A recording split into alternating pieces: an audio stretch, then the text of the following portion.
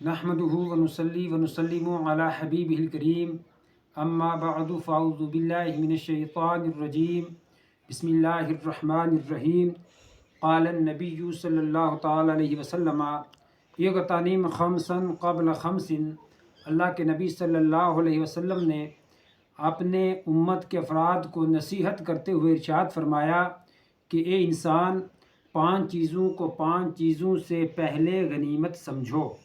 شبابک قبل حرمک، کہ جوانی کو بڑھاپے سے پہلے غنیمت جانو۔ وصحتک قبل سقمک، اور صحت کو بیماری سے پہلے غنیمت سمجھو۔ وغناک قبل فقرک، اور مالداری کو تنگ دستی سے پہلے غنیمت سمجھو۔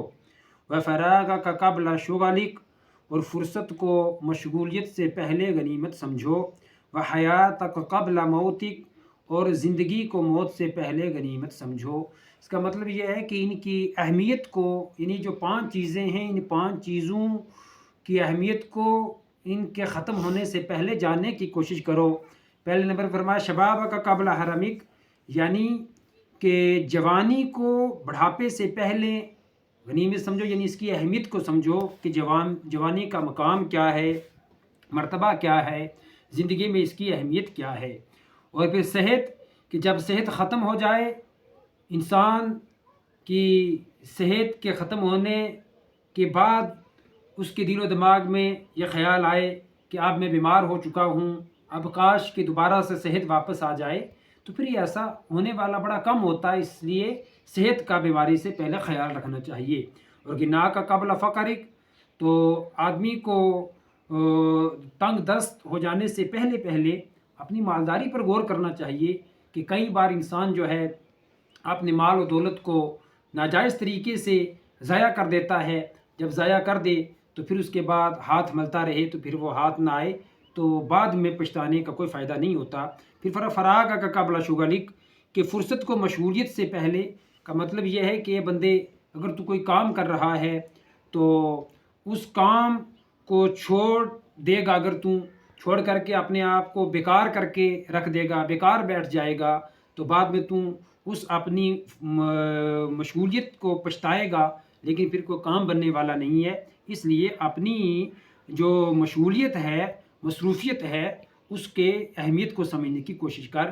وحیاتک قبل موتک، اور اپنی زندگی کو موت سے پہلے صحیح راستے پر لانے کی کوشش کر۔ اپنی زندگی کی اہمیت کو سمجھ کہ اللہ رب العزت نے تجھے یہ زندگی دی ہے، یہ زندگی بڑا مقام و مرتبہ رکھتی ہے۔ اور ان چیزوں میں خاص کر جو ہے شبابک کا لفظ استعمال ہوا ہے، شبابک قبل من حرمک، جوانی کی بات کی گئی ہے۔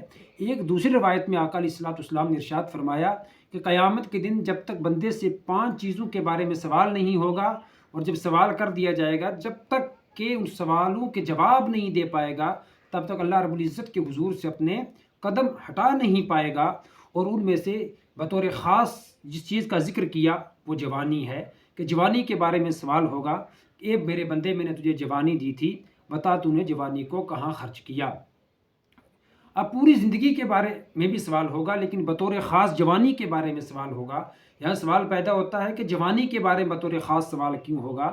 اس لیے کہ انسان کی زندگی کے 2 دور ہوتے ہیں، ایک بچپن ہوتا ہے، ایک جوانی ہوتی ہے، اور ایک بڑھاپا ہوتا ہے۔ بچپن میں انسان کی سمجھ جو ہے وہ پوری طرح سے کام نہیں کرتی ہے۔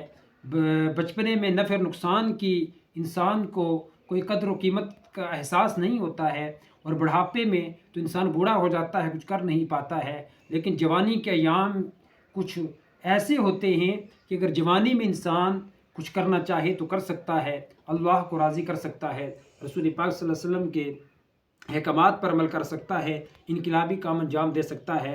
اس لیے جوانی کو بطور خاص کئی مقامات پر بیان کیا گیا ہے۔ اللہ رب العزت ہمیں ان 5 چیزوں کو 5 چیزوں سے پہلے غنیمت سمجھنے کی توفیق عطا فرمائے۔ وآخر دعوانا الحمدللہ رب العالمین۔